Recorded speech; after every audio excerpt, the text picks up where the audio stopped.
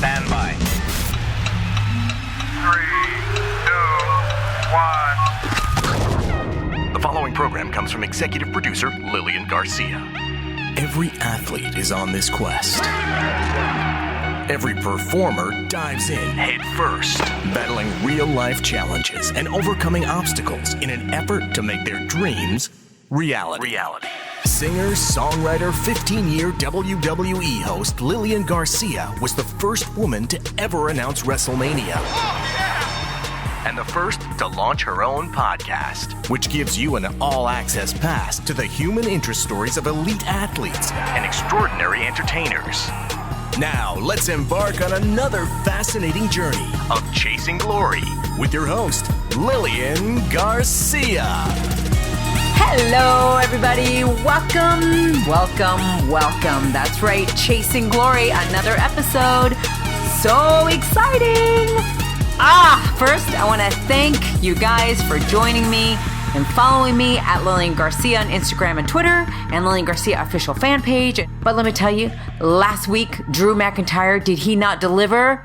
Amazing! That's right, Drew and his whole Chasing Glory story and everything that he's endured and the lessons along the way, and just incredible how this guy, he could have very easily become a victim when WWE released him, and he didn't. He used that as momentum to get going, and that's my whole thing here. We talk about what happens to us in childhood. We do that for a reason, because we turn those things around. It's how to turn that around. You know, if you've had something that's happened to you early on, then how do you turn that out and make that a positive later on? How do you learn the lessons from that? Same thing with him getting released from the WWE. Again, he could have become a victim. He decided not to. He's like, I'm going to use this as momentum for how I'm going to get back to the WWE and be back stronger and bigger and better than ever. And he is delivering. I love what him and Dolph are doing together. So having both of them on the show back to back, tremendous. And of course, it just sparked this light bulb in me when I did Dolph and then I did Drew, and I went, how perfect would it be to have Seth freaking Rollins on the show? So I reached out to Seth and I told him, hey, dude, I would love to have you on Chasing Glory. He didn't hesitate. He's like, absolutely, I am there. And this guy did it. Like, he is traveling just like the others, like to no end. I was backstage for Dolph and for Drew, so I was able to sit down with him one-on-one. With Seth, we had to record it over the phone, so forgive the whole thing. You know, over the phone is not like the best, but guess what? It actually turned out fine. You guys, I think, are really going to enjoy the interview. And it is what it is. It's better than not having the interview at all, because I had to catch this guy when I can. And so he gave me his time, you know, in between just finishing Extreme Rules and just finishing Raw. And we did the interview, and so excited about what you guys are about to hear. Revealing stuff, too. You'll hear when he said, I've never talked about this in an interview before. Yeah, it's pretty powerful. I love how real, raw, and inspiring he was. Seth, thank you so much for doing this and for sharing your story with the fans, with all of us here. You guys wait. I know I learned a lot from this interview, so you wait till you hear all the things that you're going to take away from this. So thank you so much. And I think that's it, because I really just want to get to this Seth freaking Rollins interview. So without further ado, here is Seth's journey of chasing glory. Driving 3 hours for school might seem like a hassle for most people, but for Seth Rollins, pursuing his wrestling aspirations was a no-brainer. Growing up in Iowa as Colby Daniel Lopez, Seth Rollins knew that college wasn't exactly for him, but he went on to community college in Davenport at the request of his parents in order to have something to fall back on in case pro wrestling didn't work out. It's safe to say that it's worked out tremendously for Rollins. After getting trained by Danny Daniels, Rollins began wrestling in the Midwest independent scene as Tyler Black, and his high-impact style allowed him to get noticed all over the country, including for MTV's Wrestling Society X and PWG. In 2007, Rollins made his Ring of Honor debut and would go on and reach the pinnacle when he defeated Austin Aries for the ROH World Championship. Just days after losing the ROH title, Rollins would join the WWE's developmental territory, FCW, and was one of the faces during the transition into NXT, where he even became the inaugural NXT champion. During Survivor Series in 2012, alongside Roman Reigns and Dean Ambrose, collectively known as The Shield, Seth Rollins made his impactful main roster debut, and for nearly 2 years, The Shield became one of the most dominant groups in the history of the WWE. In June of 2014, Rollins shocked the world by turning on The Shield and aligning himself with the Authority as his singles career would begin to ascend. He would win the Money in the Bank match, and at WrestleMania, Rollins would become the first person to cash in at the event when he inserted himself into the match between Roman Reigns and Brock Lesnar to become the WWE Champion for the first time. Unfortunately, injuries cut his title reign short, but he vowed to come back better than ever and fulfilled his mission 7 months after getting hurt by defeating Roman Reigns to become the WWE Champion for the second time. Seth would continue to be a top star from Monday Night Raw and would enter the elite club of being a Grand Slam champion. Rollins is not only focused on being the best, but is passing on his knowledge by having his own wrestling school, the Black and Brave Wrestling Academy for aspiring wrestlers to burn it down. It's about to get real, raw, and inspiring with Seth Rollins. Yes, you heard it. Seth Rollins is my guest, and it's not just Seth Rollins.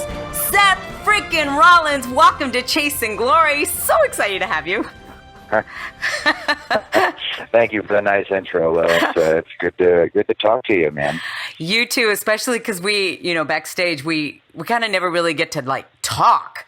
It was always just, hey, how you doing? What's going on? But not really get to talk. So it's awesome to have a little time. And I know your schedule's crazy. I know that you're coming off of Extreme Rules and coming off of Monday Night Raw, which I have to talk about for a second because, man, oh man, let's go to Extreme Rules.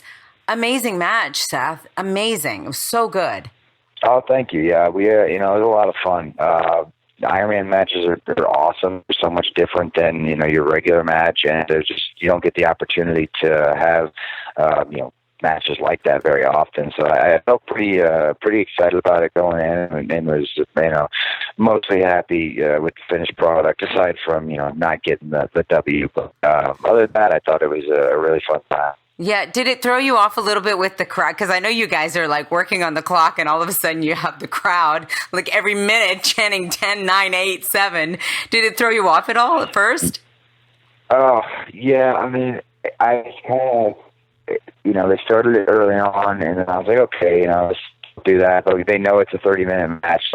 They're just going to get it out of their system. And then somebody, and I have no idea who but whatever, they made the call to actually take the clock off the Tron.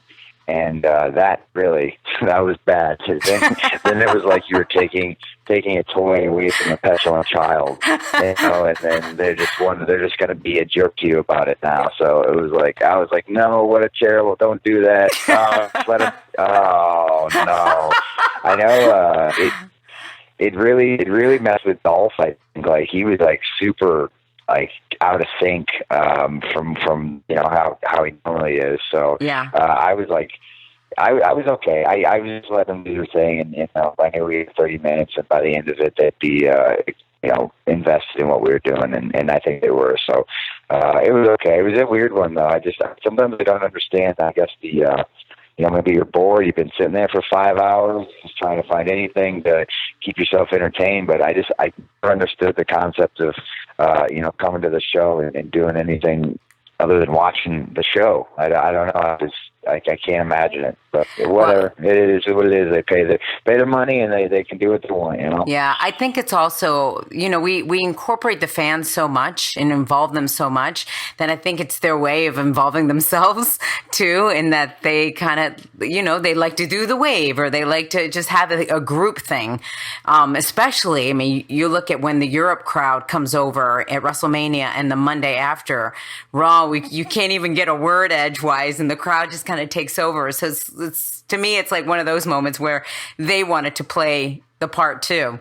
But I felt you guys did, you've not only did really well at Extreme Rules, I mean, just all these matches that you've been having leading up to it, you and Dolph have a chemistry with just the two of you that has been spectacular. But, you know, just you as an overall wrestler, I mean, I remember Sting saying, and I don't know if you know this quote or not, but I mean, he described you as the most talented professional wrestler that he has ever seen or worked with. Did you know that Sting said that about you? Yeah, you know, I heard that quote. I saw that online, and that's quite the compliment considering the people that he's been in the ring with.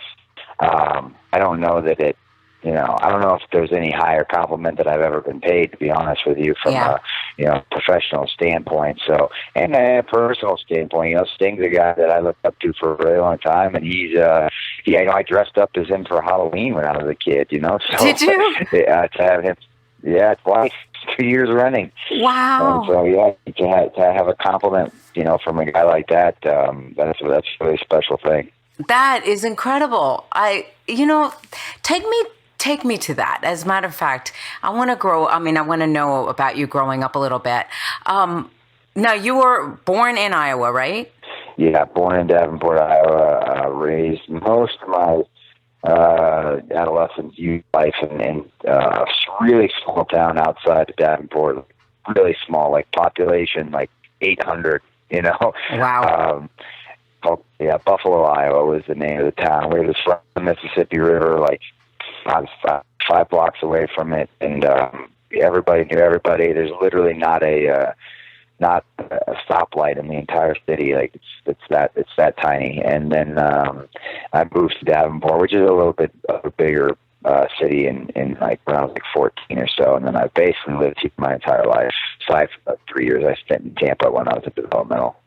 But how was that for you growing up in such a small town? Well, I loved it. But I didn't know any different. Obviously, I mean, I remember as a kid driving into Davenport. It was like a 15-minute drive. Felt like, you know, we were driving into the big city. If we were going to Chicago or something like that, or New York or whatever. Yeah. But I loved it. I mean, I felt really good about like just the community, you know. Like I grew up in a place where we could all like ride our bikes until, you know, the sun went down, and built dirt ramps, and, you know, everyone on the block knew each other and hung out, and I don't know, it was like safe and secure, and it was a good way to grow up. Like I wouldn't have changed it at all. Yeah. Do you have any brothers and sisters? Yeah, so my mom's been married 3 times, so and I've never met my biological father, which I don't know if I've ever even said that in an interview before, but yeah, I don't know my biological father. I never met it.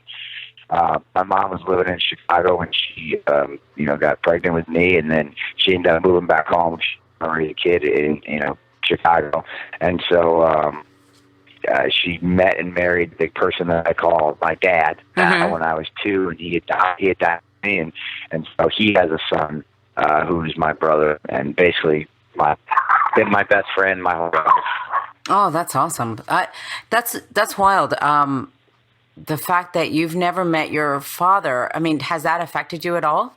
I don't think so. The guy that, like I said, that I call Dad, you know, I get my last name from, he was a really strong male role model. And between him and my grandpa, and my mom's got a brother, you know, I had a lot of great male role models growing up, so I never felt like I was missing something, and I never felt like I needed to, like I never even really my biological father out to find out who he is, what he does at all. I never felt the need to. So I never felt like I was missing anything like that growing up, or even looking back, felt like I was missing any of that.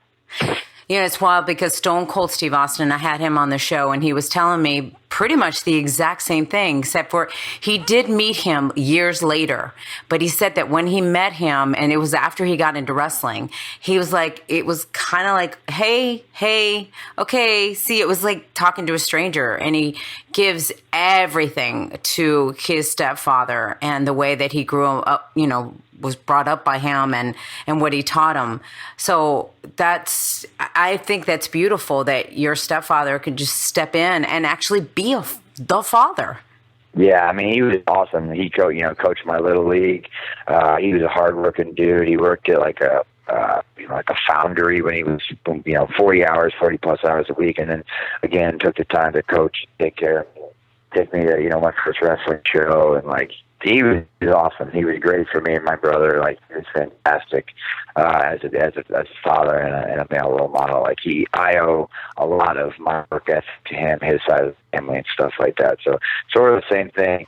I always thought, that you mentioned that Steve said, where like I always felt like if I met my biological father, it would kind of just be like oh, hey, there he is, cool, I guess we kind of look alike type thing, Yeah. I never really, that's how I imagined. I never imagined it as like I never felt like I was missing anything by not knowing who he was. Yeah, I can see that for sure. Is your dad still alive? Well, when I say that, I mean your stepfather. Yeah, absolutely. Yeah, we're still close. He's still kicking. He actually lives in the same house I grew up in. And we still stay in contact and talk, and he texts me every Monday night, and, it has some smart remarks to make about the performance or whatever it is. So, yeah, he's still around. Oh, that's awesome. So how much has he helped you then in wrestling? Oh, man, he is super supportive of it. I don't think he really, like, fully understood what I was doing, like, until like a few years ago, he finally realized that like I was doing pretty well. Just a few years. Yeah. Like, I don't know. The interesting dude, like, I didn't have he had no social media. He didn't have a smartphone until like 2 years ago or something like that. So like, he's just one of those old school type dudes, just how he operates. I think he had VCR in his room. Like, he still uses like DVD players and stuff, so like he doesn't, you tell him to watch Netflix and he's like, don't worry about it. I love it. So he doesn't know the WWE network.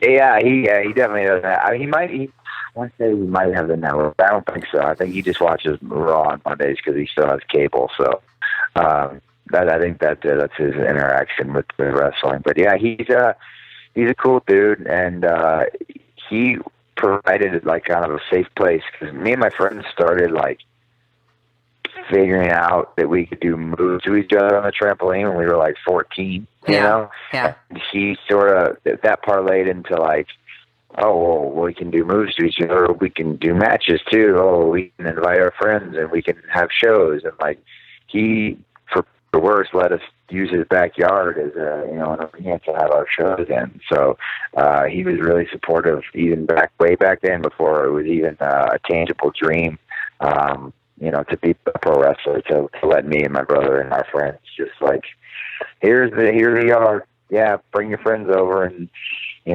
wow, put up some seats and have a show. So he was always super supportive and helpful in that regard. That seems like, I hear Matt and Jeff. I mean, we've seen videos of them growing up with the same thing with the backyard. And then when I interviewed Drew McIntyre and he was talking about how he and his brother did the exact same thing. And now hearing you and your brother, I mean, there's just such a correlation with all these stories, but it's so powerful how it was so embedded in you. And I want to know, when is it that you found wrestling? Do you remember the moment? Yeah, I mean, I don't know, I was so young. I watched it when I was, before I can even, remember other things around me. I remember my first live event when I was, I'd have been like 6 years old or something like that. my dad and my uncle had taken me and my brother to a local live event, and I just remember watching, the Road Warriors and Hulk Hogan and Ric Flair and, IRS, the Mountie, and just, it didn't matter to me. Like, everyone was such a comic book character come to life. They were just heroes, and so, like, for me, I was captivated by Hulk Hogan, like, right away. He was obviously the guy at that period of time, and he just sucked me in, man. I just thought he was legit, like a superhero, as if he was Tony Stark, in the flesh. Like, what? It doesn't get any better than that. He was this 6'6", giant blonde hair, Venice Beach, California, 303 pounds, like, beating up all the bad guys. Like, it was awesome. So I was hooked from before I can even remember age. So how did it go from being hooked like that to actually getting into making it into a career? Because I know that your parents, you were saying that they didn't understand a little bit of what was going on. And I know, this is what I had read, that they had told you, but you got to go to college first. Yeah, I pretty much decided, like, maybe when I was like 14 or 15, I was pretty lucky. I think it was 14, actually, pretty lucky that I sort of found my calling at that point, I guess, or I felt like I did anyway. I know a lot of kids nowadays, they have a real hard time, like, finding a passion or something that they're really like, this is what I want to focus on, end up going to college and just kind of going through the motions because they think that's what they need to do. And I think that's really hard for, kids. They try to figure stuff out, and they're getting a lot of pressure from different outside sources, and really you just need to find something that you love and that you are passionate about, and find a way to pursue that, and that's what makes a career. That's what makes life fulfilling for you. And for me, I was 14, and I got a knack for just wanting to be a wrestler. Like, I loved the idea of it, and I was like, you know what? I don't want to do.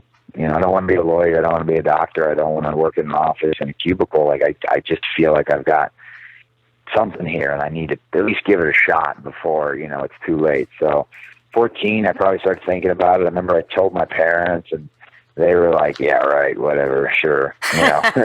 Whatever, pipe dream, sure, buddy.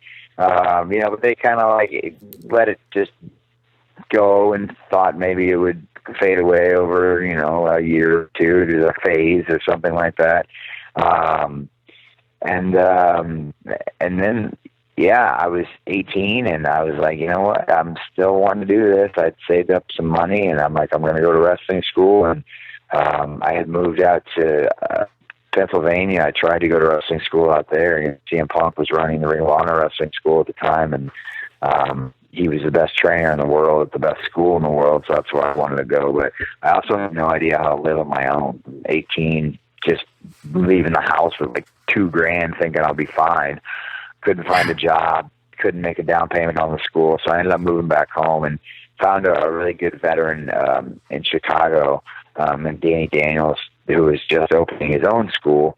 And my parents were like, look, you can do this.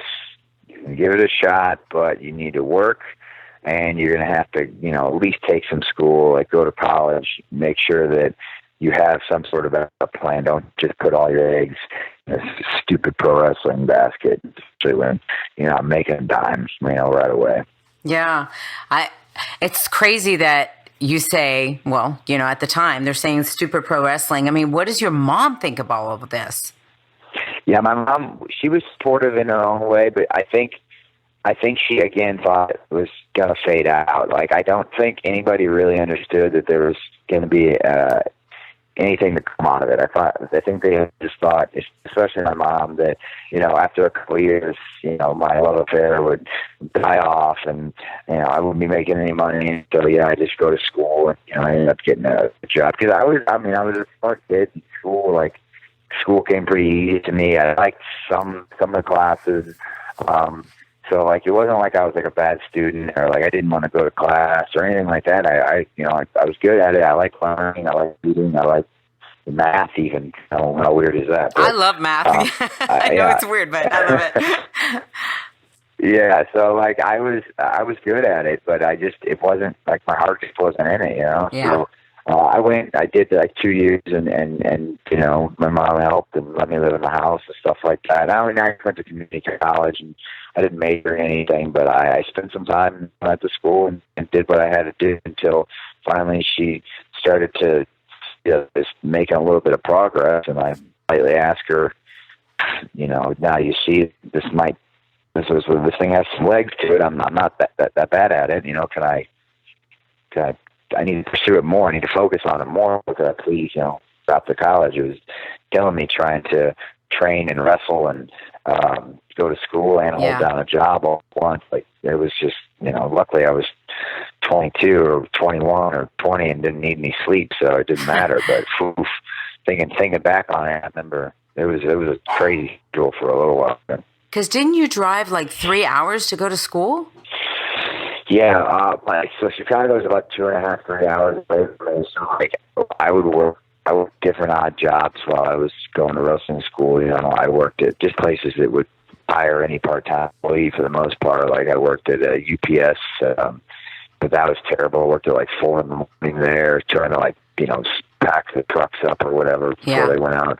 I worked at, you know, car washes. I worked at, you know, YMCAs, stuff like that. So, yeah, then every Tuesday and Thursday, I would drive 3 hours to Chicago, do the training for 3 hours, then drive 3 hours back. Wow. Mind you, I was, you know, taking 20 hours of school at the same time as well during the week. And then we would usually drive on the weekends to shows with my trainer as well. So we would do, you know, 3 hours to Chicago, 3 hours to Milwaukee, 5 hours to Minneapolis, you know, whatever podunk town in middle of Indiana we would need to go to. So anywhere my trainer was booked, me and my tag team partner, we would just go with them and set up the ring and do concessions and, you know, whatever we could to be around the shows and hope that we would get a chance to, you know, make a connection or we'd bring our gear and think maybe we could get on a show, just whatever it took, you know. And we just wanted to be around it. We just loved it.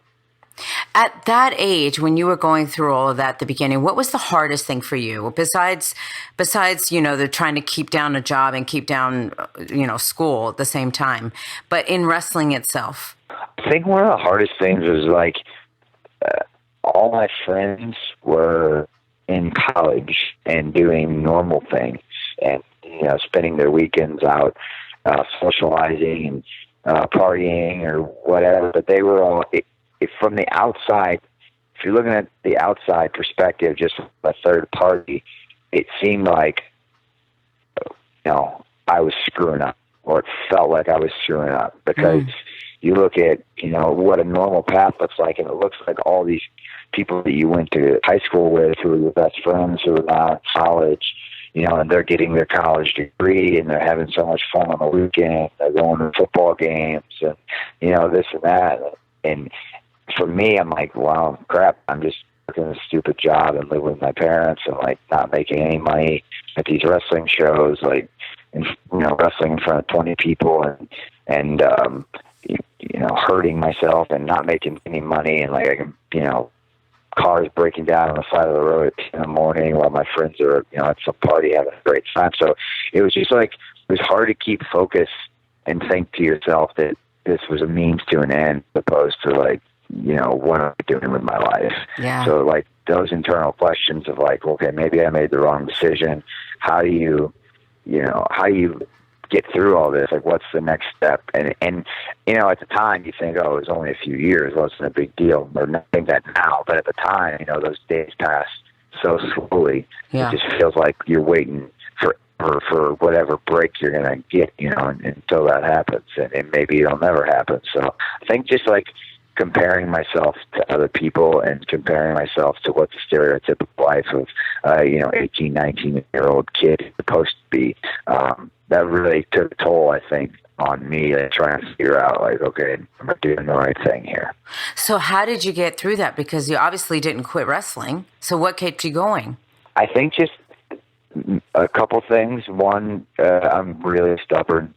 Like, I'm just a really stubborn person. So, like, I'm gonna see things through no matter what, and, like, and I'm that way with a lot. Like, if I've got my eye on something, like, I'm going to get it. I'm going to get it done, even if it's at like the detriment to myself, just so I can say, yeah, I did that. You know, I said I was gonna, and I did it. That, and I think I just loved wrestling. Like, I just loved it. Like, the performance aspect of it, I loved, man. I still, you know, the reason I wanted to do it was to make people feel the way I felt when I watched Hulk Hogan when I was 4 years old. So, like, when I would have, you know, just social media was just starting to come up around 2005, 2006. You know, I had my face.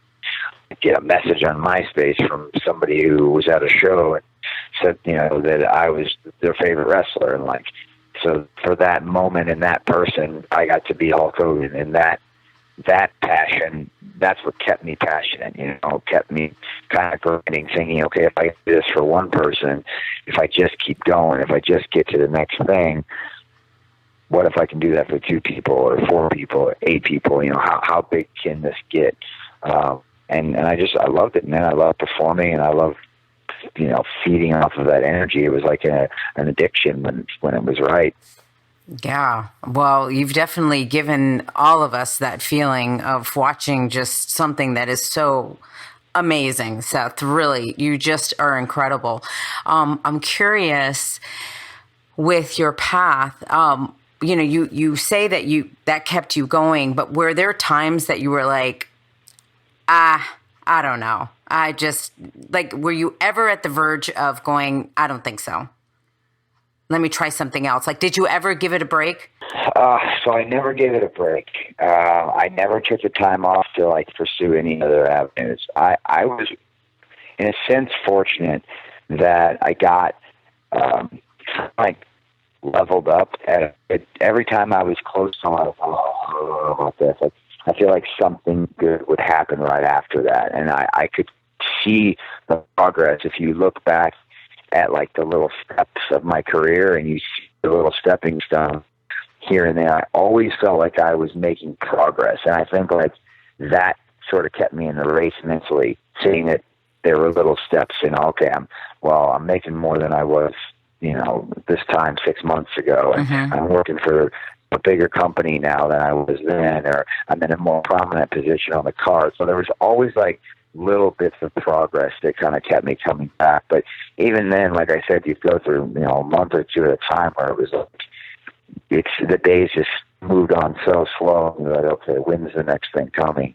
Like, when am I going to get, when's this going to be able to make a living doing this? Like, you know, when am I going to be able to pay my bills properly? Like, so it was definitely a struggle to make sure that, like, was my passion play here worth it? You know, was I setting myself up for failure? Like, because at the end of the day, you know, what if I'd done this for 12 years at that level and then never had anything to show for it besides, you know, I said I was going to be a professional wrestler and I did it, but I don't have anything to show for it. And then I got to start a new life at 32 and try to figure out what I want to do to support a family if I ever want to have one, or, you know, build towards a retirement at the very least. So, like, it's just it was a tough thing to stick with it sometimes. I mean, really, really tough. I remember conversations, you know, from, say, we go to a show in, you know, the middle of Illinois where there's 30 people at the show and you can't get paid and you don't sell any T-shirts, and you're driving home with,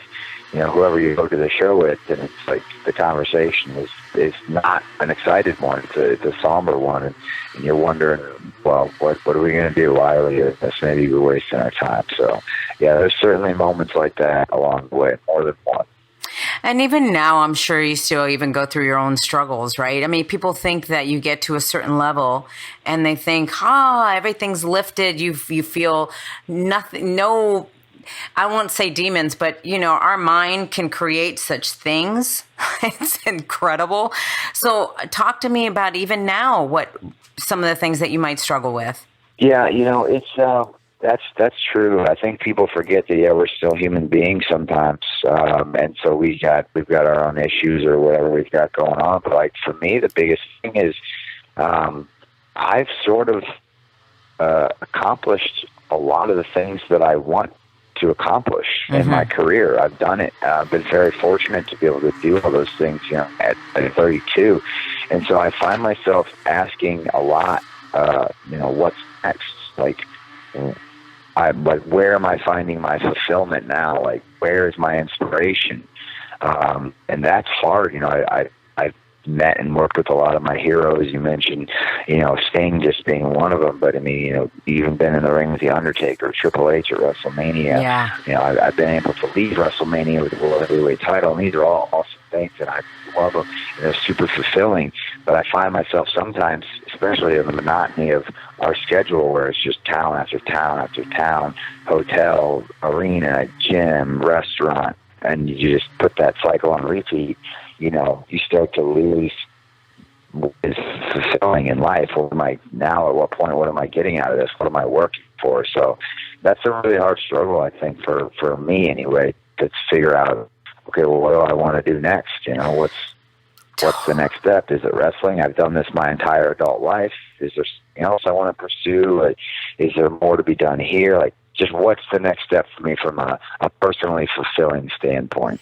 It's so to me, it makes sense that you're even saying this, because I'm sitting here and one of my questions was for you, and I wrote this all out. I'm like, all right, so you were the Grand Slam champion at FCW. You were the inaugural NXT champion. Then you were 3-time WWE Tag Team champion, 2-time WWE World Heavyweight champion, Intercontinental champion, United States champion, Money in the Bank winner, Triple Crown champion, of course, the Grand Slam champion, the 2015 Superstar of the Year, including 9 Slammies, numerous pay-per-views you've headlined, WrestleMania, the cover of the 2K video game, which, when I had AJ Styles on my show, he was like, on my bucket list is to be on the cover of the 2K games, and he brought you up, and I'm going, now he's like, done it.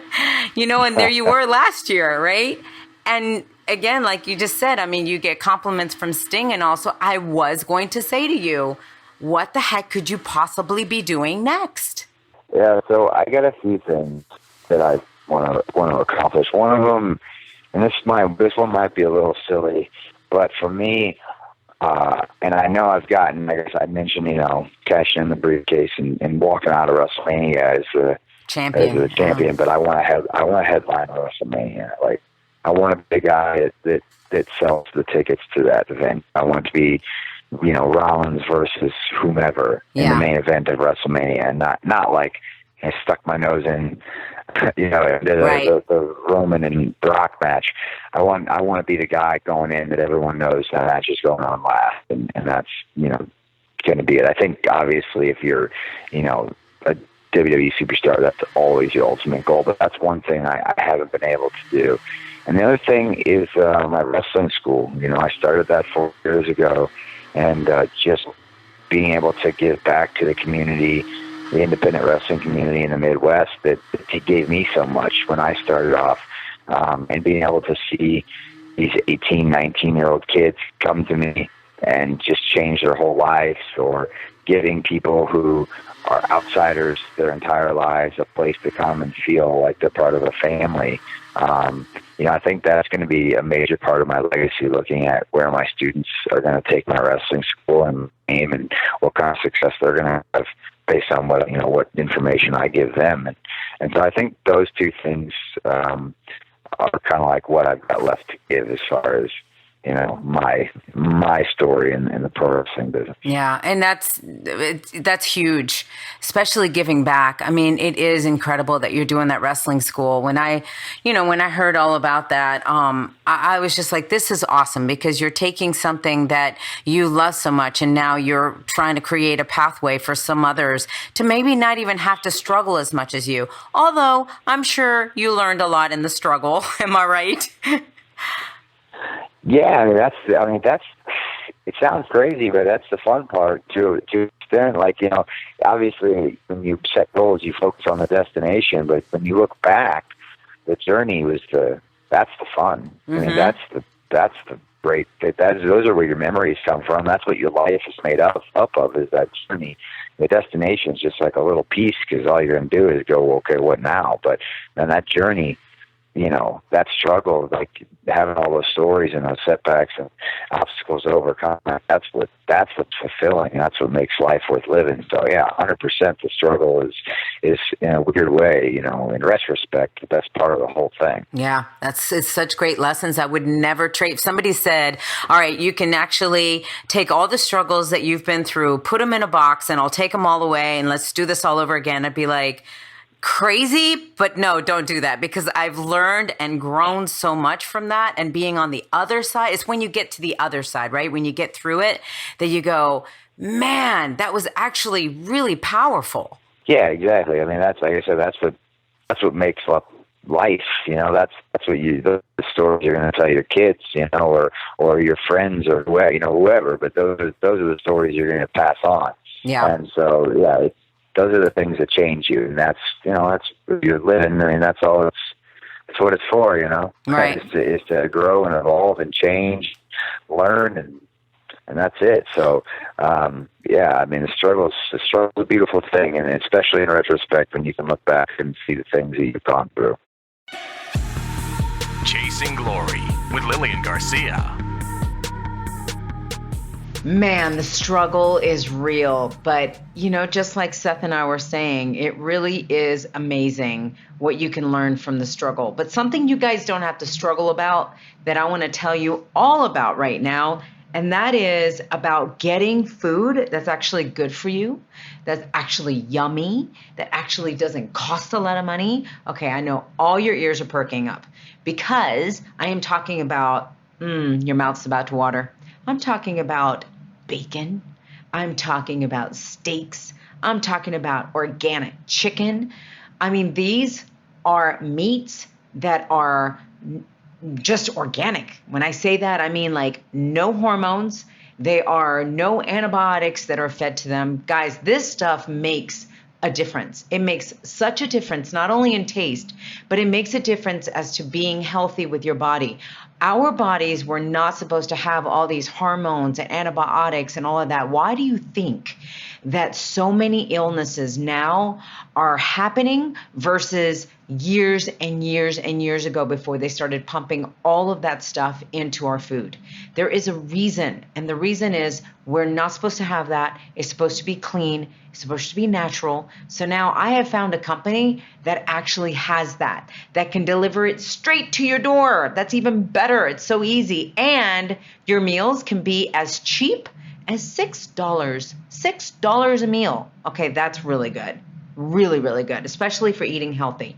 So let me tell you all about ButcherBox. That's right, ButcherBox. It is, like I said, really clean meats. And what I mean by that, it is 100% grass-fed meats. It's grass-fed and grass-finished meats. And like I said, free-range organic chicken. The bacon, let me see. It is uncured bacon that is free from added sugar and nitrates. Okay, so I can't eat regular bacon. Every time I eat regular bacon, I completely react. And I didn't understand why I was reacting till I find out that it's because of all the nitrates and all the stuff that they pump into it. So this is all natural, really good for you. Like I said, it's very convenient because they're going to deliver it to your door. Now you can pick the box that you want, or you can get surprised and have them pick it for you. It's pretty cool, right? So they're going to put a whole box together. All right, for my Chasing Glory listeners, I love this. Remember this code. I'm going to tell you what it gives you. It's butcherbox.com/glory. butcherbox.com/glory. You're going to get free bacon, and the bacon is a $30 value for free. You're going to get free shipping, and you're going to get $10 off your order. $10 off your order. So you can try it right now. You can cancel it at any time.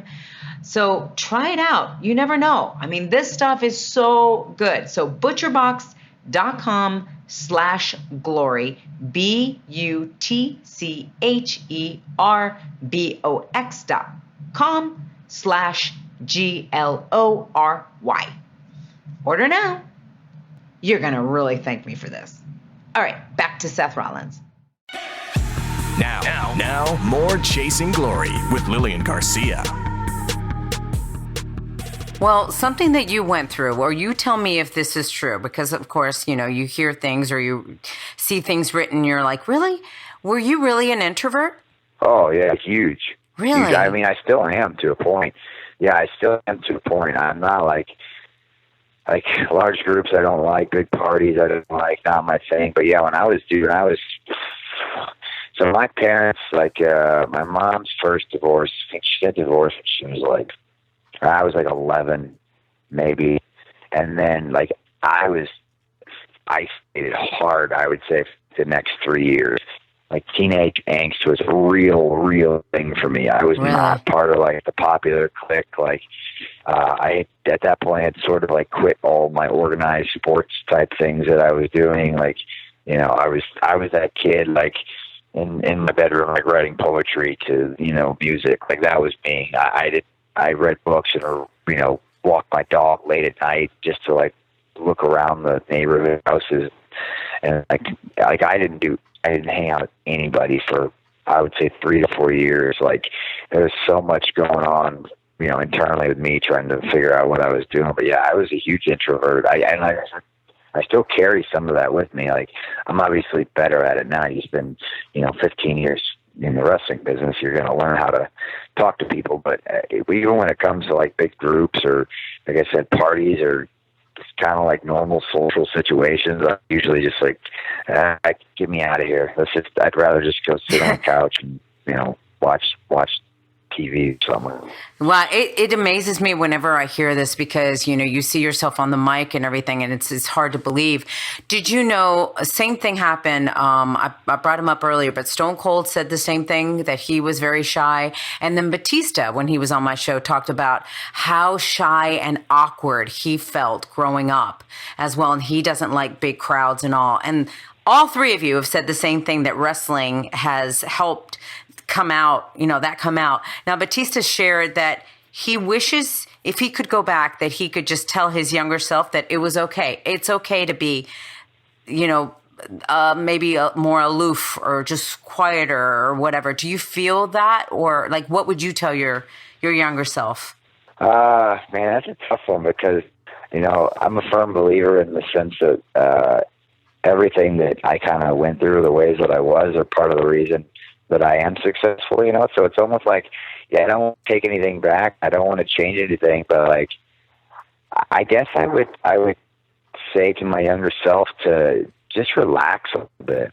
I was so uptight and like I said, stubborn in the sense that I had to do everything a certain way. I took life really seriously, a lot when I was younger. And like I said, a lot of that I can attribute to the success that I have. If I wasn't that way, maybe I wouldn't have had I would be where I'm at today and we wouldn't be having a conversation. But yeah, I just feel like I missed out on some good opportunities because I was so hard-nosed about everything. And I think I would just tell myself to, relax and get over it, man. Life doesn't have to be that way. You can, there's a lot of ways to live. So try to have more fun and meet more people and people aren't that bad. Things are going to be all right. Right. Everyone's going through their own struggle. I think that's the biggest thing, that if people would realize that, I know that people feel, for example, sometimes I feel like I'm the only one that doesn't have it together. Everyone else has got it together. And so I can't go hang out with you because you have it all together and I don't. And then the more I've, grown up and all that, I realize no one has it together. Everyone's trying to figure it all out. Yeah, we can totally help each other in this crazy thing we call life. And no one has a plan and no one has the, literally the path on how to do it. We're all trying to figure out and trying to get our own journey. So for you then, you said that you passed a little bit of opportunities. Give me an example of what you could have done if you would have lightened up. Well, so for example, I was a staunch straight edge kid for my entire high school life. I just refused to go to parties and I didn't want to hang out with people. I was very judgmental about just the way people live their lives. And I was so like, oh, you know, they're doing this and this, and they're not going to amount to anything, and this is the way you got to do it. And I was just so judgmental of people and thinking that I had it all figured out. I know so much, and I'm so high and mighty above everybody else. And like, I just feel like that kept me from making, you know, better friends with people than I could have, establishing relationships, missing out on just people, on just missing out on human interaction, you know, just being out in situations where I could meet someone that could, you know, give something to me, you know, or I could give something to them. There'd be some sort of relationship we could build that would help me as a person or make me feel. And I've gotten so much better about that now. It's almost like I crave it now because there's so much loneliness that comes with being, you know, kind of on the road so much. So like, you know, I think back now and I think about all those opportunities, or just that one party that I didn't go to, or, you know, that one person that I offended by thinking that I was always right, or, you know, there's a lot of opportunity for interaction that I missed, I think, when I was too young and stubborn to know any different.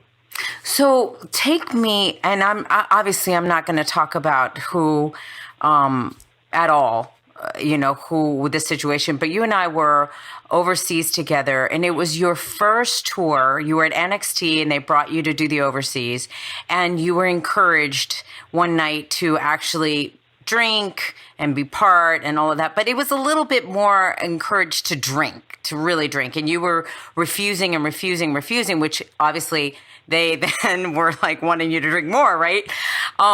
But I actually was impressed when I saw you that night, like hold your stance as to, no, I don't drink and I don't want to drink and I'm not going to.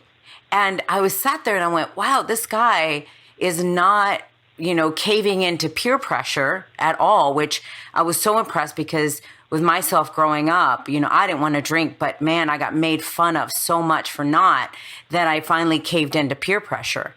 And would you now, talking about relax, would you have caved in or would you see that as not caving in, but would you have had a drink, or was that just like what you were just feeling like, no, I don't want to?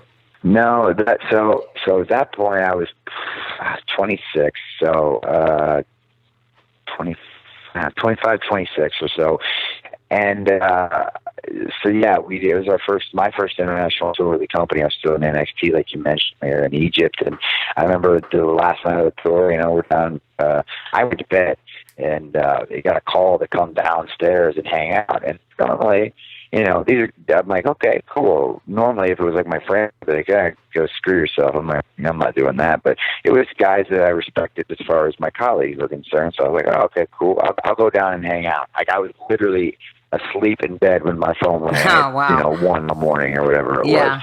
So I'm like, all right, I'll go down. Cool, no problem. You know, I'm a young guy, sure. And I kind of knew what I was getting myself into as far as they were going to try to get me to drink and whatever. I just not, fun fact, I've never been drunk. Like, I've just never been drunk. At this point in my life, I drink, like, a one or two here, you know. Yeah. I'm actually, funny to say, I'm like a beer snob now, in the sense that, like, I really like beer, but it's got to be like this beer, like, I'll just drink a Bud Light or something like that. Yeah. So, like, it's funny to think about that now. My 19-year-old self would be rolling his eyes at me, but either way. That's funny. Yeah, but either way, so we go down there, and I wouldn't change the way I handle that situation at all, because I did have hot drinks that night. I was fine to, like, a beer, I'll sip on it, you know, we'll all hang out, I'll stay up as late as you guys want, but like I said, I'm just not not going to take shots, I'm not getting drunk, I'm not going to act a fool, like it's my first tour, first of all. Yeah. Second of all, it's just not, like, that's just not in my character. So I'm trying to hang out, whatever, but I'm not, like, you can't pressure me to drink. And then it turned into, oh, you think you're better than us type thing. And there's a lot of, like, it was funny to watch it go from, like, I was getting attacked to now, you know, people were picking sides, like, oh, no, just leave them alone. Just leave them alone. Mm-hmm. And, you know, random drunk behavior. But at the end of the day, like, every single person aside from one, and again, we won't mention any names here, every single person in that room that tried to pressure me into doing something I didn't want to do, eventually, like what you just said, or apologized to me for it. So, like, you know, people sober up, they get a right mind about themselves, they realize, oh, man, I was being a jerk in that scenario. But, yeah, I mean, that was just one of those things where it wasn't going to happen. You know, I'm cool to hang out, I'm cool to do it, you know, be a part of the team, so to speak. But that's not the way I want to roll on my first tour. So great lesson. It was Seth, what it was. You gave a great lesson there, and like I said, I'm definitely not one that was trying to pressure you to drink at all, because I'm not a big drinker either. But just watching you handle that peer pressure, because I was just like, wow, he really is getting pressured. And watching that, I was so impressed with the way you handled it. And now just knowing you through the years and seeing your work ethic, it just all makes sense. It really does. So I just think you're a great role model. It's a great role model in the moment. Take me real quick to your injuries and how you overcame that, because here you finally become champion, and then you get injured, and then you decide this is a redesign and a rebuild. But when you first got injured, man, how did that feel for you? Yeah, it was like so strange, because I remember it happening, I can remember the feeling, but I still didn't believe it was as serious as it was. It took a day, we had to get the MRI the next day, and then like I took a nap, and then ended up, you know, getting a call from, you know, our doctor, and he was like, yeah, you pretty much tore everything in your knee, and you're definitely not doing anything for a while. So I'm going to Birmingham to get that repaired. So I remember like getting the call, and it was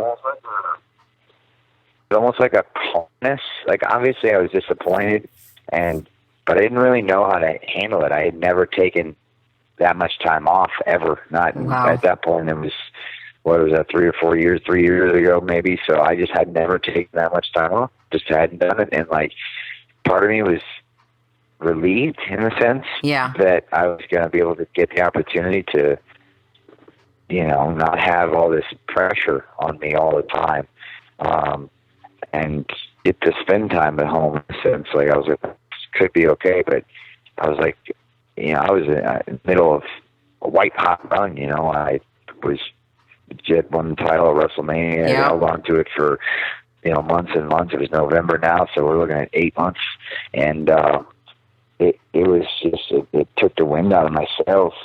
But it was like, I don't know, like, work is what I, you know, and that in every sense, it's just, I work all the time. I don't know what I would do if I wasn't doing something. So all that emphasis that I would put on, you know, working out, or, you know, being on the road in my craft and my art form, I just put all emphasis into the rehab process. And that was my new, you know, passion play. That was work for me now. So, you know, I was in Birmingham for a month, and then I came home and I rehabbed basically twice a day, every day, for, what is it, 5.5 months or whatever, until I came back. So I just was like, well, man, I just don't know how to do anything else. So whatever the focus is, whatever the goal is, if there's work to be done, I will find it and I will do it.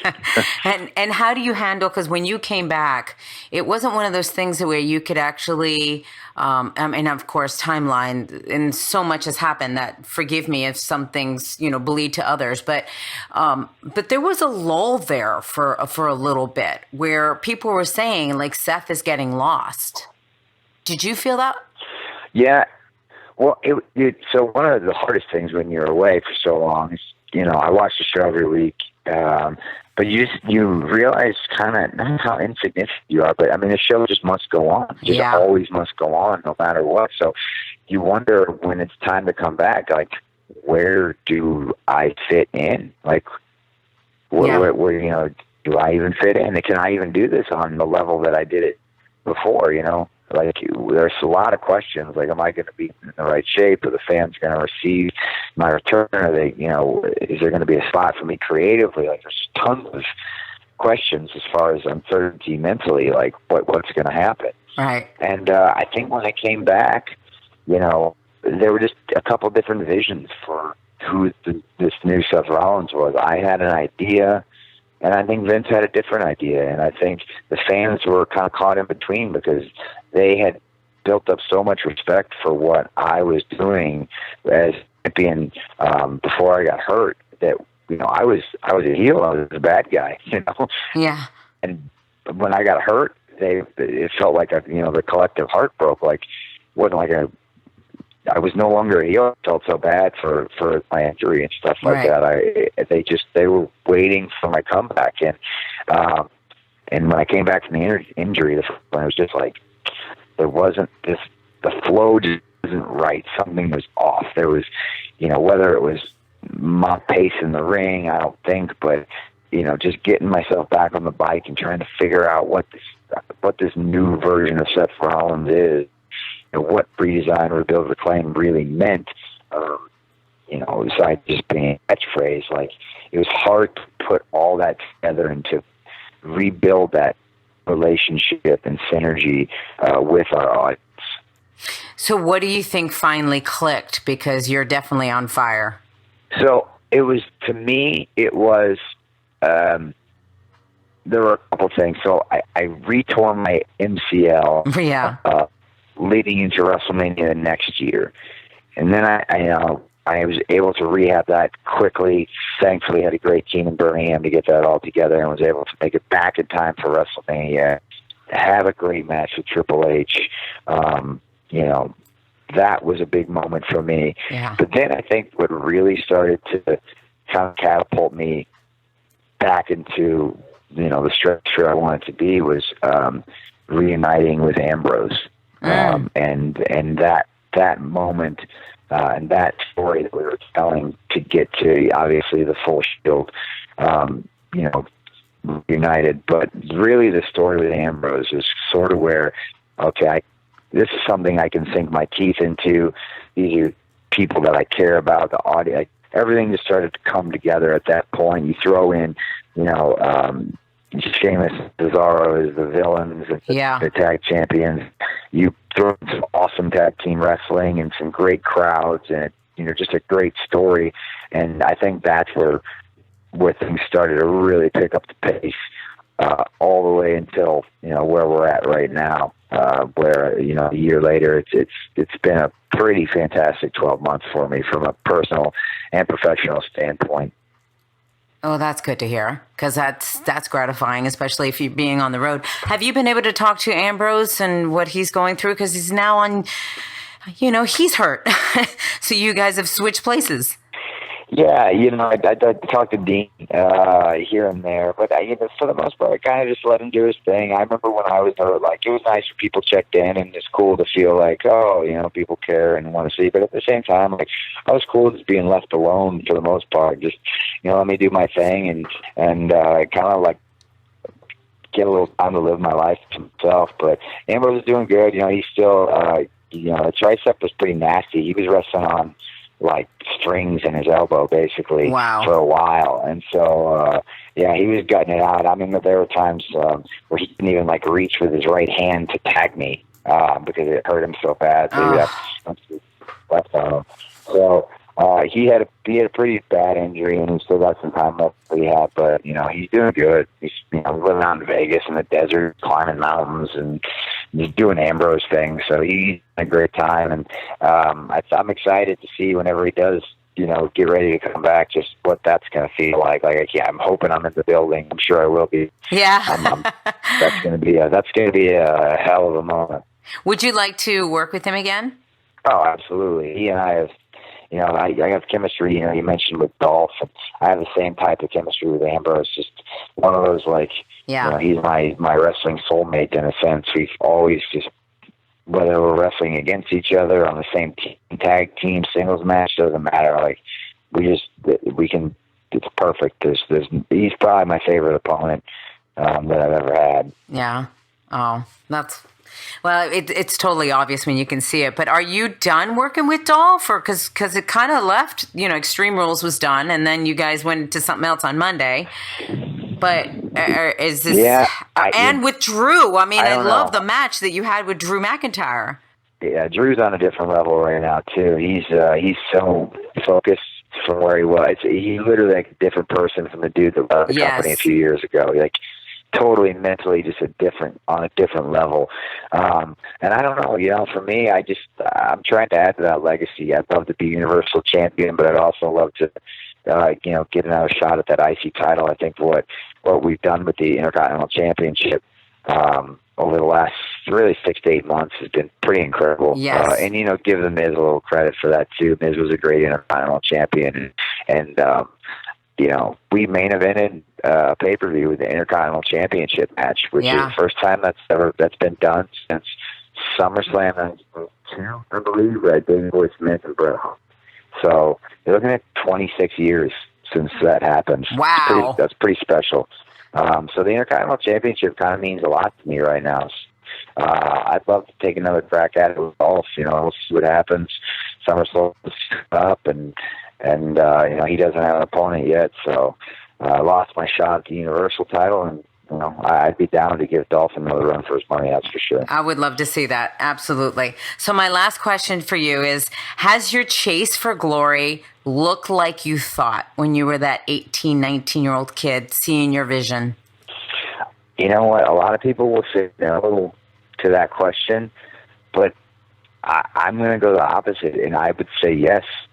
Obviously, there's, speed bumps, things that you can't anticipate. That's just life. That's any avenue you pursue in your life. You're never going to be able to predict everything. But when I was a kid, I had a really clear vision for where I saw my career going, and my life going. And I really just put my feet to the ground, and I worked super hard. And a lot of that come from my family and my friends and the people that I surrounded myself with and grew up with, and their work ethic. And I firmly believe that they instilled that in me. And that's all I've done is work and work and work to get the things that I wanted, that I dreamed of, and I've chased that glory from the moment I set my eyes on the prize. Been very fortunate enough to get the opportunities through hard work and dedication to the business that I love. So I would say yes, my path to glory has been sort of how I imagined it. I'm very thankful that I've been able to live that life. I love it. Well, like I said, you're a true role model as to hard work, and when you have that vision, for sure. I know that you mentioned that the fans were important to you too. So tell us how to find you on social media. Yeah, you can find me on Twitter and Instagram at WWE Rollins on both those platforms.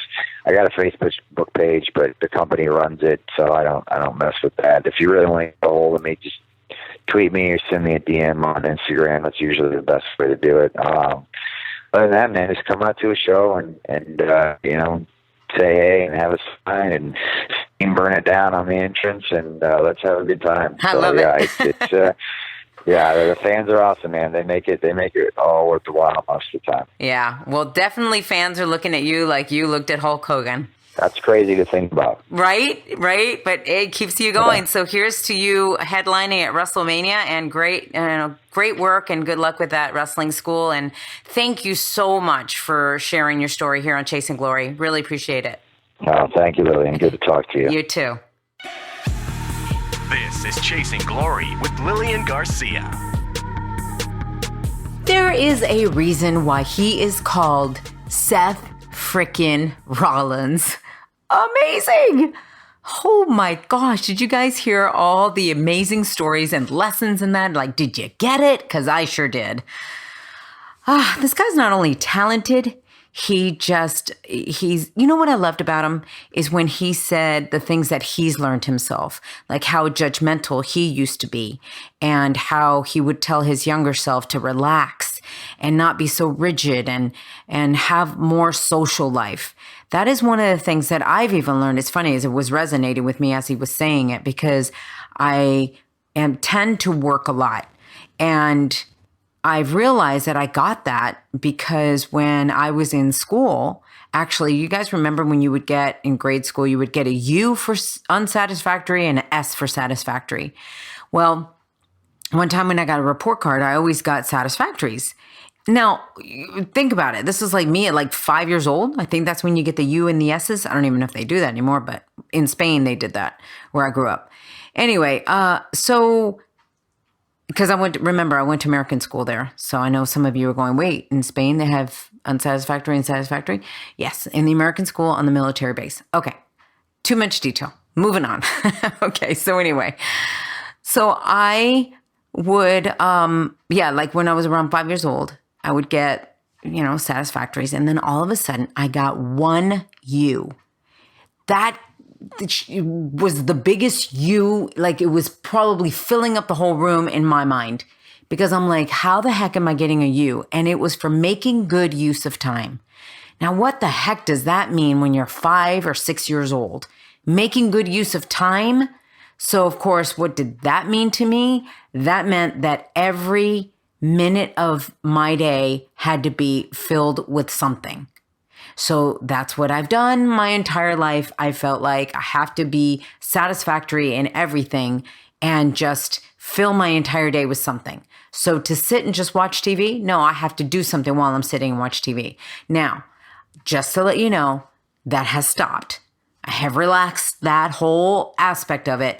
And so it resonated with me when Seth was talking about learning lessons and how he's lightened up and he's had more social life. I've had more social life now, and it feels amazing going out with friends and just kicking back, going to the movies, even watching a movie with my husband and not having to do something while I'm watching the movie. But it is crazy what happens to us when we're early on and how it follows us. And that's why a lot of times why I talk about things that happen to us when we're younger, because we realize that they've affect us later. But how do we deal with it? How do we turn it around? How do we not play victim, right? This is all about not playing victim, learning from your past and changing your behaviors and winning in the end, just being a better person, better you. Okay, guys, so at the very beginning of the show, I told you that I was going to pick a winner from the Apple Podcast review and how I teased it that it had something to do with my last week's winner, Robert. And that is because this guy who wrote in is actually addressing Robert, also to the show too. But this is, he says, hi. Hello, I'm Rodriguez. I have been listening since the beginning, even with the non-wrestlers, which, by the way, I'm so glad you guys are listening, even with my non-wrestlers, because there's a lesson to be learned with everyone. Okay, I kind of want to comment and talk to Robert at the same time. Robert, I know exactly how you feel. Currently, I'm an independent or an indie actor, but it took me 3 years and one director to give me a yes. On top of that, because of this podcast and hearing how Dolph Ziggler says how even when they told him he wasn't good at one thing, he learned how to be good in another area of wrestling, and he steadily learned. That encouraged me to work harder again. And if it wasn't for this podcast motivating me every Monday, I don't know if I could have the energy. So to Rob, we can use this as our motivation and keep reaching for our chasing glory and one day get interviewed by Miss Lilian herself. Wow, that's amazing. And he closes it with God bless. Well, God bless you, Rodriguez. That's an awesome review. And I love that you have reached out to Robert through this as well, because I want Robert to know that, he's definitely got support around him. And I even had some tweets about him where people were saying that they were very emotional after hearing his story. If you didn't hear it, go back and listen to Drew McIntyre. I talked about it on the intro of that podcast.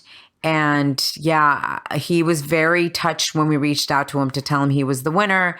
And so I can't wait to hear how Robert continues his journey with acting. And now Rodriguez, we have to keep up with you, but now you got to log back on to Apple Podcast. Make sure that you give me your Instagram or your Twitter name so that we can contact you to give you your prize. So thank you so much for writing in, and everybody else who wrote in. It is always hard to pick winners, but I just want you to know that I read every single one of these reviews, and they mean so, so much to me. Remember to follow the show at Chasing Glory Podcast on Instagram, because that's everything to do with Chasing Glory. And there is where you really find out who my next guest is before anybody else does. That is always posted on Glory Friday. So Glory Fridays, yep, every Friday, we will announce who the next week's guest is. So excited that Seth Rollins was this guest. Thanks again, Seth. And thank you guys for joining me at Lilian Garcia on Instagram and Twitter, and Lilian Garcia official fan page. Remember to keep subscribing, keep reviewing, and keep rating. 5 stars. The show has 5 stars, guys. Thank you so much. And above all, definitely keep spreading the word. At least tell one person so that Chasing Glory can continue this fire train that it's on, and we could keep changing people's lives and motivating them through the show. But for now, just much peace, love, and passion. And remember, guys, be yourself and trust that it's enough. Love ya. Thanks for joining us here on Chasing Glory from executive producer Lilian Garcia. Don't forget to share this episode with your friends, and be sure to subscribe at Apple Podcasts or wherever you get your favorite shows.